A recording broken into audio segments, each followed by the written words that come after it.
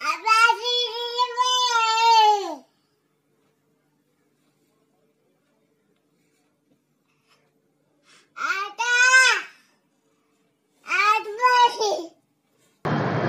দর্শক শ্রোতা, আজকে এমন একটি ভিডিও নিয়ে এসেছি যেটা আমাদের এই সমাজে একটি মারাত্মক ব্যাধি, বিশেষ করে শিশুদের বেলায়।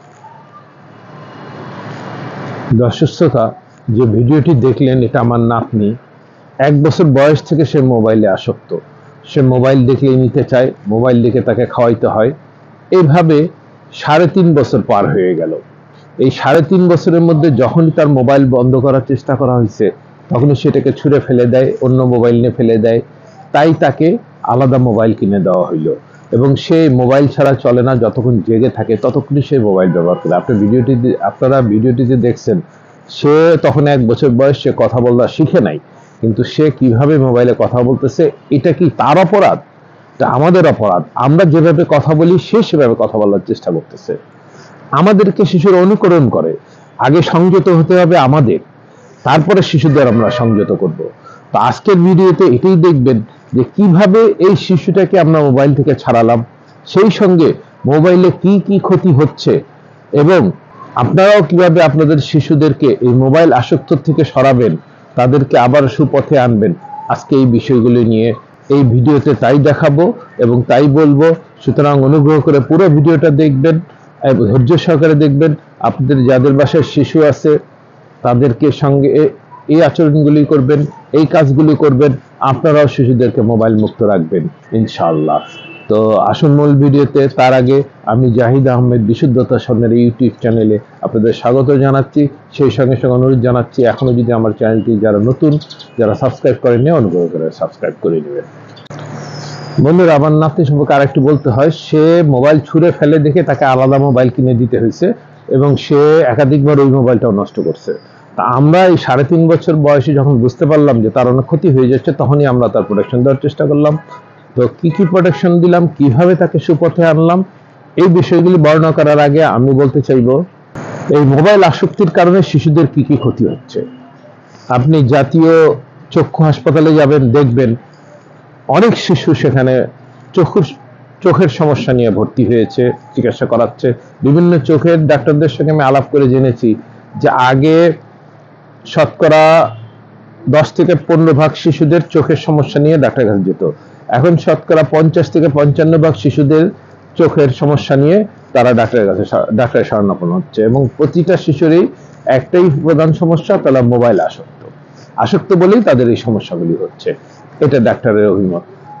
তো আপনারা যারা মোবাইলে আসক্ত শিশুদের প্রথম সমস্যা হলো চোখের সমস্যা।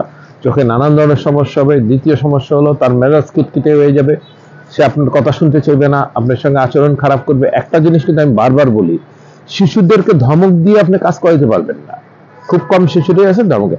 আপনি আদর দিয়ে করতে হবে, এবং আপনি যেটা করবেন ওরা তা অনুকরণ করবে। এই সময় শিশুদের যারা এই মোবাইলে আসক্ত হবে তাদের কিন্তু ক্ষুধামন্দা থাকবে, খেতে চাইবে না। ওই মোবাইল না দিলে তো খাবেই না, মোবাইল দিলেও যতটুকু খাওয়ার কথা ততটুকু খাবে না। আর শিশুদের ঘুমেরও ব্যাঘাত ঘটে, তাদের ঘুম কম হয়। যারা মোবাইল আসক্ত তারা কম ঘুমাবে, লক্ষ্য করবেন।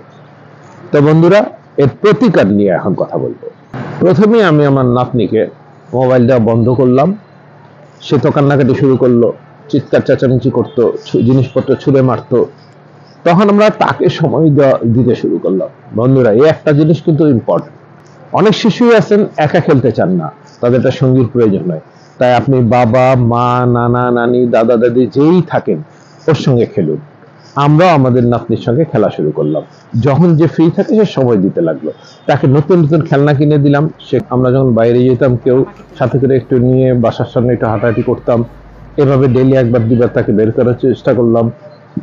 সে আমাদের সঙ্গে বাইরে যেতে পছন্দ করত। আর এটা তো আমার একটা ছাদ বাগান, আপনারা দেখতেই পাচ্ছেন। এই যে গাছ, এটা একটা সফেদা গাছ, দেখেন প্রচুর সফেদা ধরে আছে। এই যে, তো এরকম এই পুরোটাই আমার একটা ছাদ বাগান।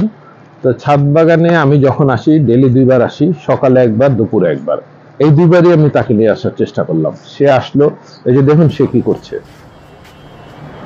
দেখুন সে মাটির কাছাকাছি, অর্থাৎ এই মাটি ছানাছানি করছে। আমি তো নিষেধ করি নাই, আমরা পারিবারিকভাবে কেউই নিষেধ করতাম না, সেগুলি করত। এবং দেখুন, এভাবে আমরা ধীরে ধীরে তাকে মোবাইলের আসক্তি থেকে দূরে রাখার চেষ্টা করছি এবং আমরা সাকসেস হয়েছি, অর্থাৎ আমরা সার্থক। এখন সে আমাদের সঙ্গে ছাদে আসে, বেড়াতে যায়, একটু বাইরে যাওয়ার জন্য বেশি চঞ্চল থাকে এখন, যেহেতু মোবাইলে আসক্ত থাকে না, আর বাসায়ও খেলনা দিতে হয় তাকে, নতুন নতুন খেলনা নিয়ে সে ব্যস্ত থাকতে চায়। তো বন্ধুরা, আমরা সবাই, যাদের শিশু আছে, বড়দের কথা আমি আজকে বলবো না, আরেকদিন বলবো, শিশু আছে তাদের শিশুকে মোবাইল থেকে এভাবে ধীরে ধীরে সরায় ফেলি, না হলে আমাদের ভবিষ্যৎ প্রজন্ম কিন্তু একেবারে বিকলাঙ্গ হয়ে যাচ্ছে, মানসিক, শারীরিক সব দিক থেকে। সুতরাং একটা ভালো পৃথিবী গড়তে হলে একটা ভালো রাষ্ট্রের দরকার হয়, একটা ভালো রাষ্ট্র গড়তে গেলে একটা ভালো পরিবারের দরকার হয়, একটা ভালো পরিবার গড়তে গেলে একটা ভালো সন্তান থাকতে হয়। আর সেই শিশু সন্তানটা যদি আপনার সুস্থ না থাকে মানসিকভাবে, শারীরিকভাবে, তাহলে আপনি কিভাবে একটা ভালো দেশ আশা করবেন? আশা করতে পারেন না। তো আমি যেভাবে বললাম সেভাবে আপনারাও ফলো করুন, চেষ্টা করুন, দেখবেন আপনারাও সাকসেস হয়েছেন এবং শিশুদেরকে মোবাইল আসক্তি থেকে দূরে রাখতে সক্ষম হয়েছেন। এখনো যদি আমার চ্যানেলটি সাবস্ক্রাইব না করে থাকেন বন্ধুরা, অনুগ্রহ করে করে নেবেন। দেখা হবে পরবর্তী কোনো ভিডিওতে। সে পর্যন্ত সুস্থ থাকুন, ভালো থাকুন, এই কামনায় আমি জাহিদ আহমেদ আমার ইউটিউব চ্যানেল বিশুদ্ধতার সন্ধানে থেকে আজকের মতো বিদায় নিচ্ছি।